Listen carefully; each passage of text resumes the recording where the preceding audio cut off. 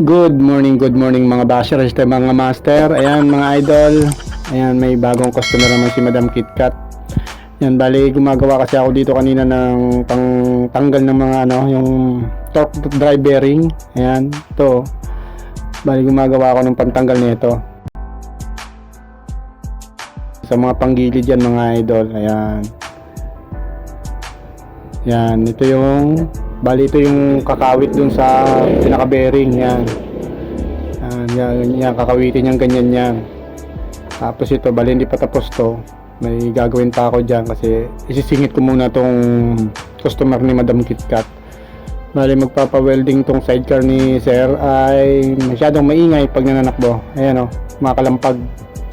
Bali, basic lang naman to mga idol. At alam ko sa mga tirador na welder kayang-kaya to, napaka basic lang sa kanila to. Tsaka ito dito banda, ayan sa may bandang tambucho niya ay bitak na rin. Yan lang naman yung gagawin natin mga idol.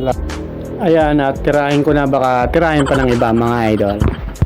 Ayan mga idol, bali fast forward na tayo. Bali basic lang naman to. Bali natapos na natin yung tricycle na ginagawa natin na yun pinarke ko muna doon at tinihintay na lang natin yung may-ari niyan para makuha niya yan mga loads. At dito naman itutuloy ko na yung aking project dito na pantanggal ng torque drive bearing mga loads. Ito ayan, bali mga idol, hanggang dito na lang at maraming salamat po. Ingat po tayo palagi mga idol.